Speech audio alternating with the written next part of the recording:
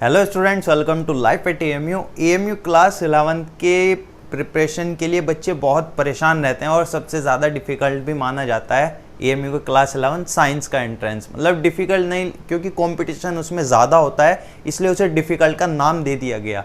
लेकिन अब इस डिफ़िकल्ट को हम आसान बनाने वाले हैं। कैसे आसान बनाने वाले हैं? देखिए, कुछ नहीं चाहिए होता। लोग क्या कहते हैं कि दिमाग चाहिए होता है, स्ट्रेटजी चाहिए होती है, आपको प्रिपरेशन चाहिए, मेहनत चाहिए, टाइम चाहिए, 1 साल ड्रॉप भी करना है तब आपका एडमिशन जाके होगा। कुछ नहीं चाहिए, सिर्फ एक स्ट्रेटजी चाहिए। स्ट्रेटजी क्या चाहिए वो हम बात करेंगे। एक नहीं, लाइक क्या है, कैसे करना है, सब चीज़ हम बात करेंगे। ये वीडियो देखिए, आपको एकदम आसान लगने लगेगा। Like AMU class 11th entrance कितना क्लियर है। मैंने क्लियर किया था, लाइक मैं तो बिल्कुल पढ़ने वाला नहीं था, तो मैंने भी क्लियर कर लिया था।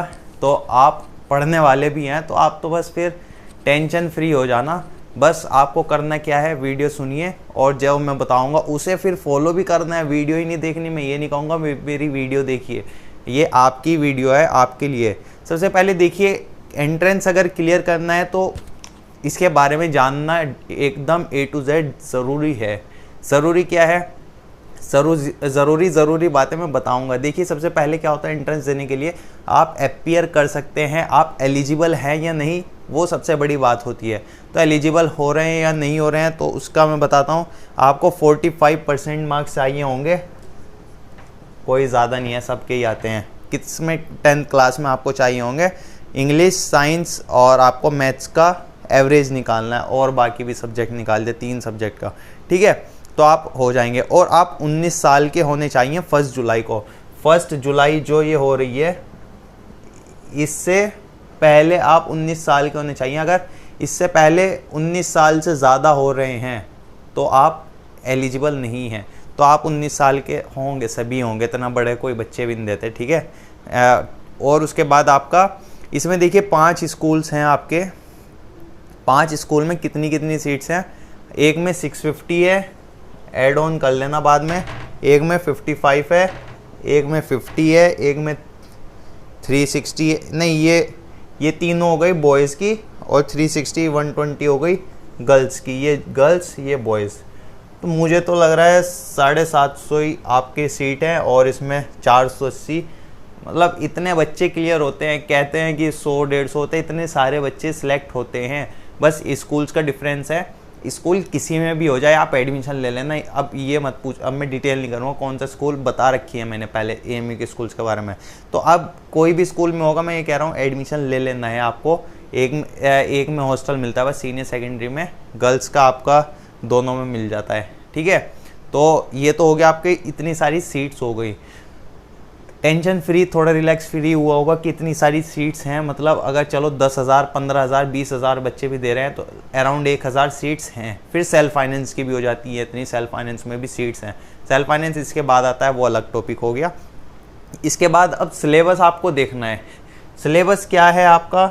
साइंस होता है सबसे इम्पोर्टेंट। 50 मार्क्स साइंस हो गया।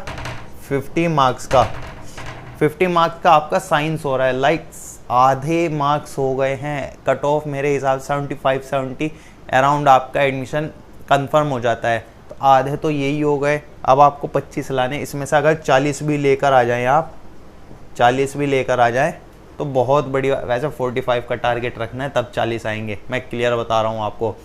तो साइंस लाइक पढ़नी कहाँ से है?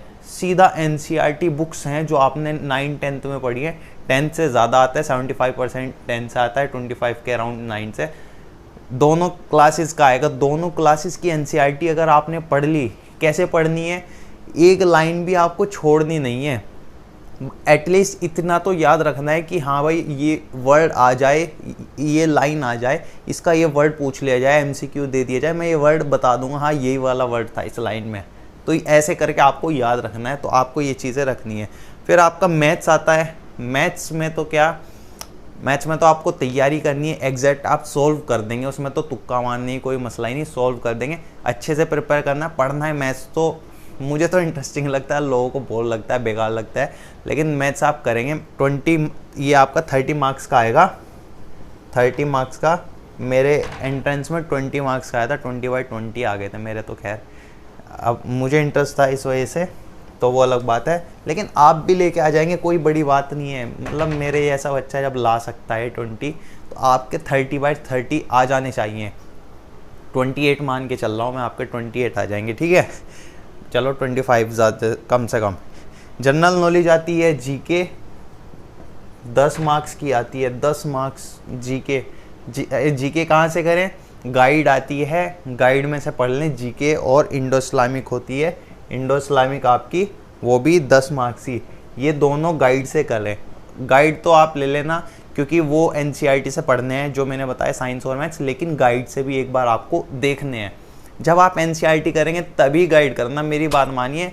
अगर आप सोच रहे हैं कि मैंने बोल दिया कि सर ने बोल दिया कि भाई गाइड से कर लें, हम तो गाइड कर लेंगे, नहीं, फिर देखने का, मेरी बात सुनने का कोई फ़ायदा नहीं हुआ। पहले एनसीईआरटी अच्छे से करनी है, ऐसे करनी है कि जब आप गाइड पढ़े ना, गाइड को आप पूरा बता दे, तो मैंने पढ़ रखा है, इसका ये आंसर है, इसका ये आंसर है, पूरी गाइड का। अगर आपने एनसीईआरटी ऐसे पढ़नी है कि पूरी गाइड जब आप खोलें ना, एक भी क्वेश्चन, एक भी लाइन ऐसी ना हो, या एक भी पॉइंट ऐसा ना हो कि आपको लगे मैंने पढ़ा ही नहीं है, क्योंकि पूरी गाइड एनसीईआरटी से सेम टू सेम होती है, कोई अलग से नहीं बनती, अलग से जगह से नहीं बनाई जाती। तो ठीक है, आप ऐसे प्रिपेयर करेंगे उसे कि आपका एनसीईआरटी से कि गाइड आप जब देखें लगे हम पूरा पढ़ रखा है, हमने सभी चीज़ के आंसर दे पाएँ। इसके बाद आपको ये देखिए, मैं डिटेल भी कर रहा हूँ और आपको गाइड भी कर रहा हूँ, दोनों मिक्स हो रहा है। कभी आप सोचे कि हमें डिटेल ही कर रहे हैं, ये गाइडेंस भी चल रहा है साथ में, और आपको मैं इसके बारे में डिटेल भी बता रहा हूँ एंट्रेंस के, लाइक दोनों चीज़ें मिक्स करके कॉम्बो और बढ़िया करके बता रहा हूँ, आप बोर भी नहीं हो रहे होंगे।